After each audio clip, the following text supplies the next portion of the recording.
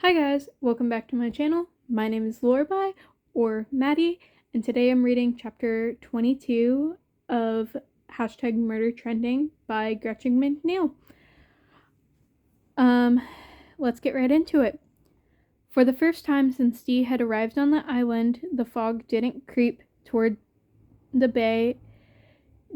across the bay toward Alcatraz 2.0 as the sun disappeared beyond the horizon. The night was clear and moonless, and even though the moisture was gone from the air, Dee felt chilled to the bone. She had been in a daze since Dr. Farouk's murder.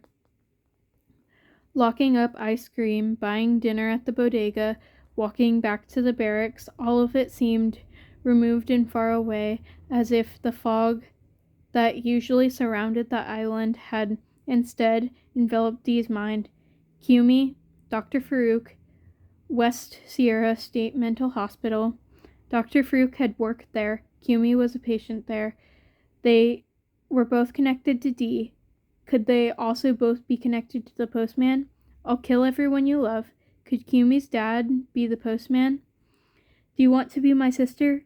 Over and over, hour after hour, Kumi asked Dee the same question from the air vent. At first, Dee would answer with her own questions. Who are you? Do you go to my school? Where am I? And the most important question of all, why me? The why me part haunted Dee in the periods between Kumi's visits. She'd sit in the blaring silence, trying to figure it out. Had she done something wrong? Was that why she was in the white room? Was Kumi angry at her, punishing her? Do you want to be my sister? Dee wasn't sure how to answer. She always wanted a sister. She had even written a poem about it just a few months before, which had been published in the local newspaper. Being an only child could be lonely, especially with a single parent who worked long hours. Dee spent a lot of time with babysitters and in after-school programs, and while friends were fun, they weren't the same thing as having a built-in playmate and companion. But now Dee wished she had never written that poem, never hoped for a sister, because Kumi scared the crap out of her. Do you want to be my sister? Why me? Dee sobbed. Why are you doing this to me?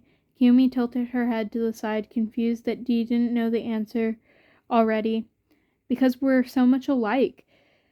That had stuck with Dee, the idea that she was as ruthless and twisted as her kidnapper. Therapists had tried to convince her otherwise, using big concepts like Stockholm Syndrome and psychological imprinting. But Dee had always felt deep down that maybe Kumi was right, and Dr. Farouk's recording seemed to prove it. Stop. Dee wasn't Kumi, would never be Kumi. She wasn't selfish, and she cared about people like Mira. Mariah? I keep changing the way I say her name. I am so sorry. The lights were on in Mariah's house, every window brightly illuminated.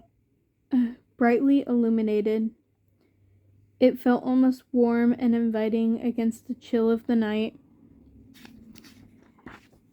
And though Dee knew instinctively that no place on Alcatraz 2.0 was ever safe, having a next door neighbor was a nice illusion. She knocked lightly at the door.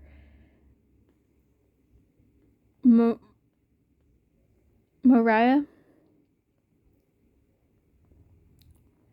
It's Dee. Silence. She didn't hear a sound from inside. No creak of floorboards. No patter of footfalls. Immediately, Dee's heart began to pound in her chest like something was wrong.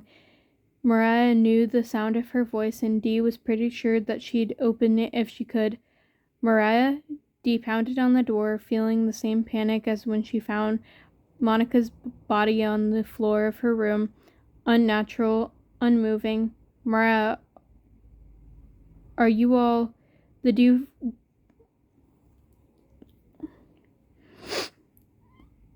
Are you all... The door flew open while Dee was mid-knock. Mariah leaned against it, her eyes heavy with sleep. "Sorry," she said, stifling a yawn. "I must have dozed off."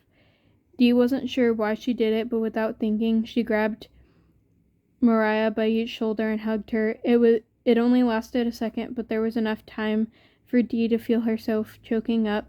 She knew it was completely ridiculous. She hardly knew this girl.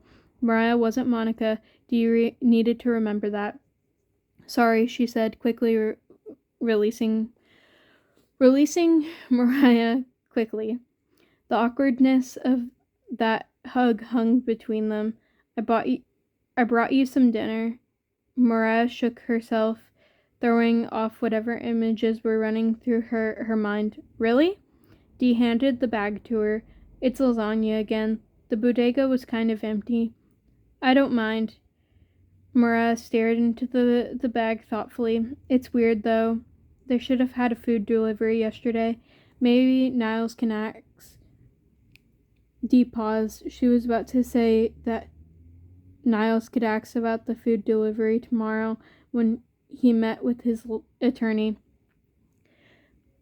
But she caught a movement out of the corner of her eye across the street. One of the crow-shaped cameras had just swiveled to face them. Someone was always watching, always listening, and the last thing Dee wanted to do was tip off the postman that Niles' visitation tomorrow would be anything more than 100% routine and normal. "Nothing," Dee said quickly.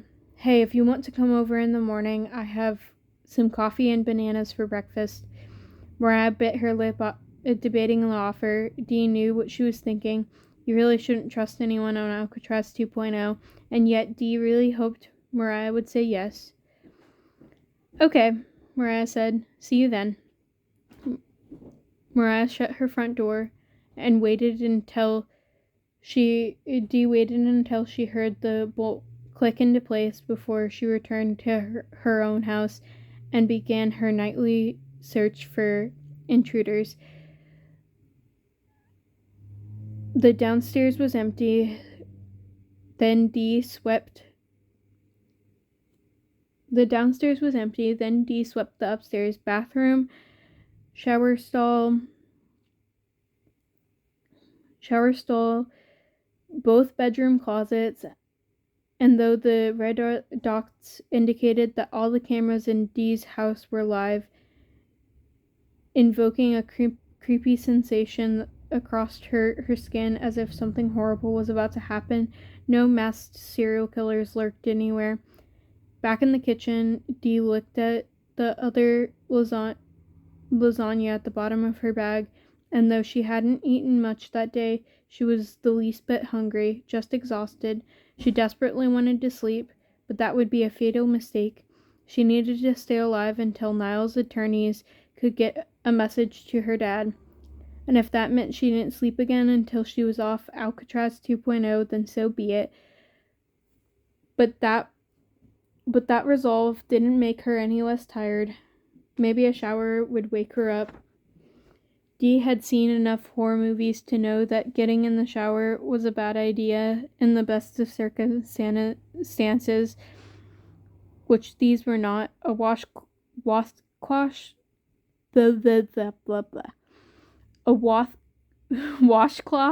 soaked in cold water might just be the trick to revive her.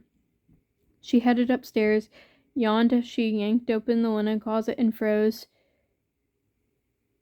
Written on the inside of the door in bright pink lipstick from the cosmetics drawer was a message. "You'll always be my sister, Dolores. Always." That's creepy. That's really creepy. Okay. Well, that's the end of chapter 22. So I'll see you guys next time. Bye-bye.